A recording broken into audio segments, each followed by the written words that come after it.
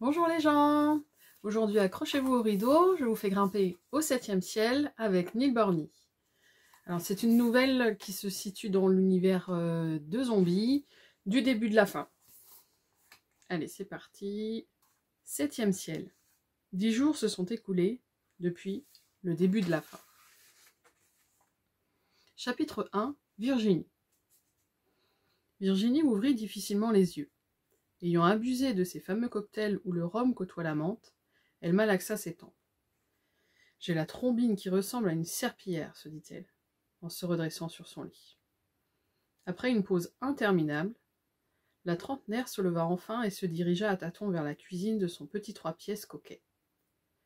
Elle enclencha la cafetière, sortit du beurre du réfrigérateur et chercha en vain des biscottes dans ses placards. Crotte, j'en ai plus. Elle se rabattit donc sur un paquet de madeleines qu'elle n'appréciait guère. À la guerre comme à la guerre. Bientôt, la machine à café distilla des gargouillis vaporeux, indiquant que la décoction était prête. Elle versa la boisson chaude dans un bol et ajouta un nuage de lait. Soupirant d'avance, elle alluma le téléviseur et tripota la télécommande, exaspérée de ne voir que des mires, quand ce n'était pas de la neige, accompagnée d'agaçants bourdonnements. Flûte. Repue d'avoir ingurgité 4 pâtisseries industrielles bon marché, elle déposa ses vêtements sur le rebord du lavabo, se brossa énergiquement les dents et fila sous la douche. La chaleur de l'eau la stimula et, malgré le désarroi qui l'envahissait, elle s'obligea à positiver.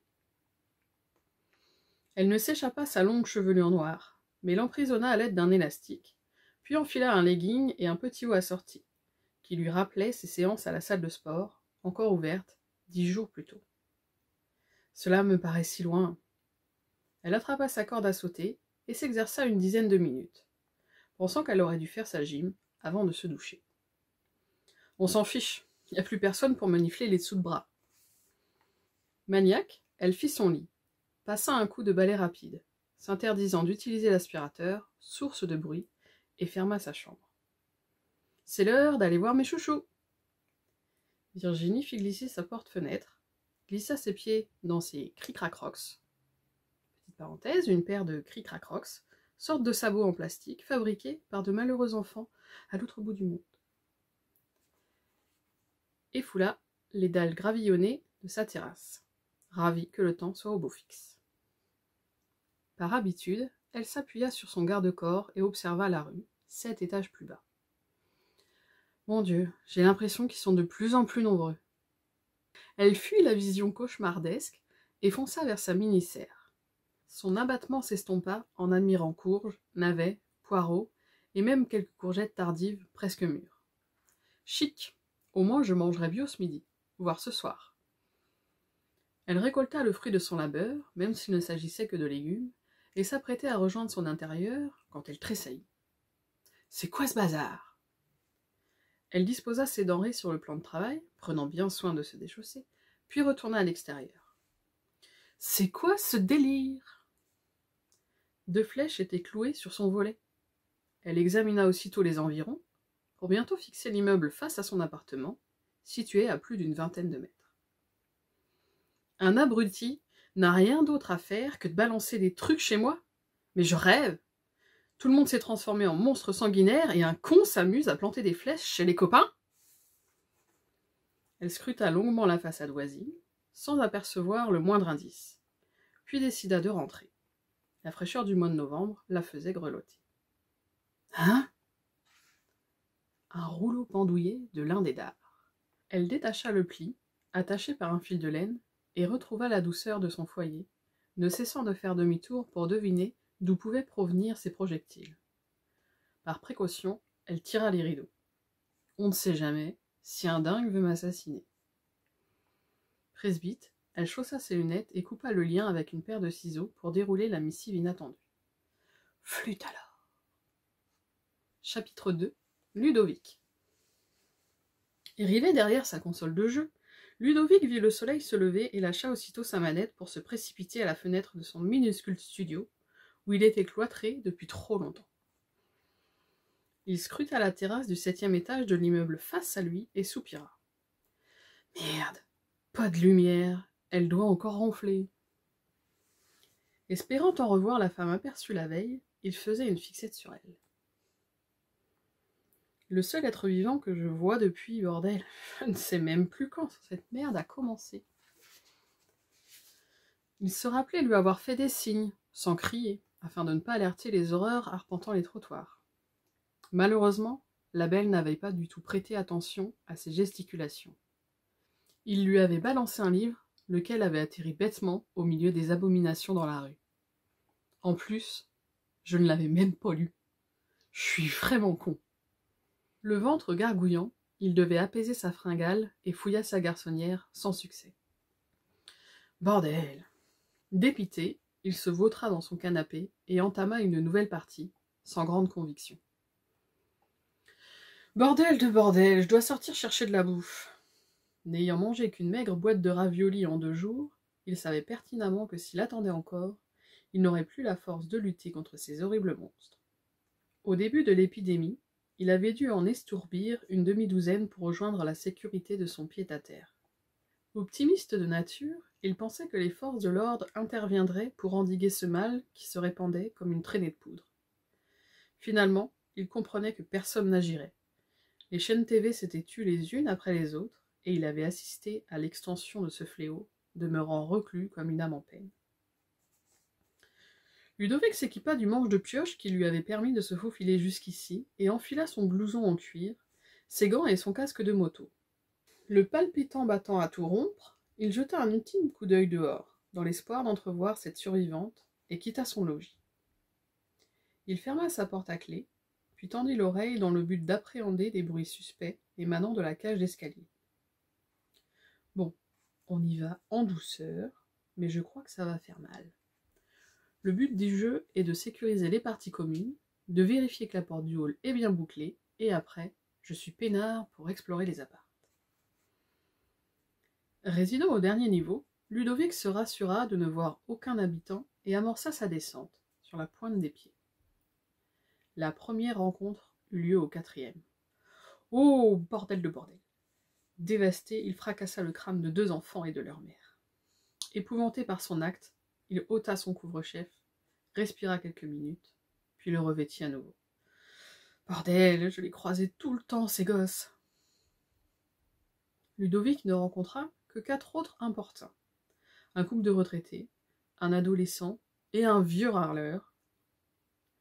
Qu'il prit presque plaisir à trucider.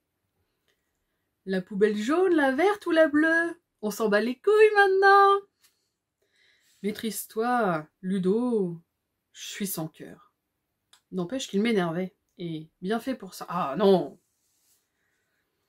Dégoulinant de sueur, le jeune homme s'assura que la porte sur le boulevard était bien close et se débarrassa de sa protection. Il s'assit près des boîtes aux lettres, se roula une cigarette et se délecta de la fumée, lorgnant par les vitres teintées les monstruosités défilées sur le macadam parisien, sans se douter de sa présence.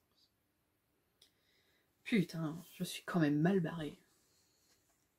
Sa pause terminée, il emprunta l'escalier et inventoria les demeures non dotées d'une porte blindée. Il brisa facilement la serrure d'un logement au 3e étage et s'y engouffra, après s'être casqué. Il sonda la totalité des pièces sans trouver la moindre menace. Ouf. Son visage s'illumina en découvrant une réserve de conserve qu'il flanqua à la va-vite dans une valise. Il récolta également des pâtes, du beurre, des gâteaux et même de l'alcool, dont il n'était pas spécialement friand. Des bouteilles de Bordeaux de 1983, ça le fait grave, quand même. En fait, j'y connais rien, mais on s'en fout. Juste avant d'abandonner l'appartement, il déroba quelques DVD et se pétrifia devant un objet insolite. Bordel de bordel! Voilà la solution pour attirer son attention. Heureux d'avoir récupéré un arc et une quinzaine de flèches, il songea un instant à prendre l'ascenseur, mais comme il ne l'avait pas inspecté, il s'abstint et regagna ses pénates en gravissant laborieusement les marches, évitant de regarder ses premières victimes. Pauvre môme, et leur mère, une chic fille. Arrivé à domicile, il verrouilla l'accès, déposa son barda et fila vers l'unique baie de sa studette. Merde, elle dort encore? Elle n'a que ça à foutre ou quoi? Oui. Décidé, il tenta d'atteindre les volets bleus de l'inconnu par 2 fois avant de réussir à y planter un dard. Il griffonna un petit mot sur une feuille et l'attacha à une flèche à l'aide d'un fil de laine soustrait à un pull affreux. Pas intérêt à me louper. Yahoo! On m'appelle Robin des Bois! Se mit-il à chanter avant de se ruer sur la nourriture recueillie. La digestion lui coupa les jambes et il tomba de sommeil, peu après s'être affalé sur son convertible. Chapitre 3. Courrier. Chère voisine, je me permets de vous envoyer ce petit mot d'une manière peu orthodoxe et vous prie de m'en excuser. Je me présente, je me prénomme Ludovic. Je réside dans l'immeuble face au vôtre, sous les combles.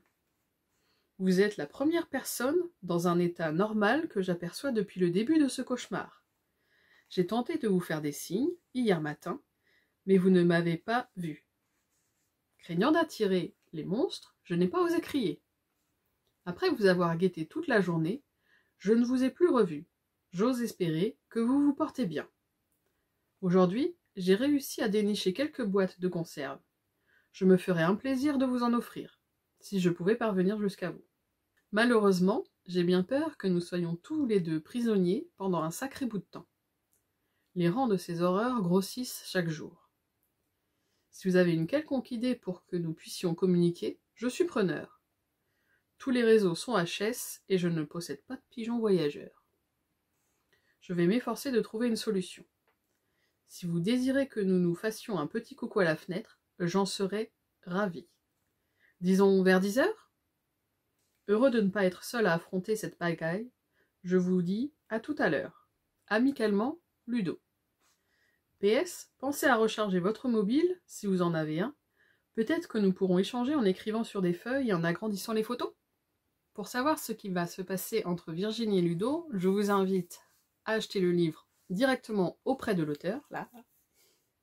Pour en savoir un petit peu plus, vous déroulez, vous avez les liens du blog et les liens pour justement joindre l'auteur et acheter ce livre. Moi, je vous dis à bientôt!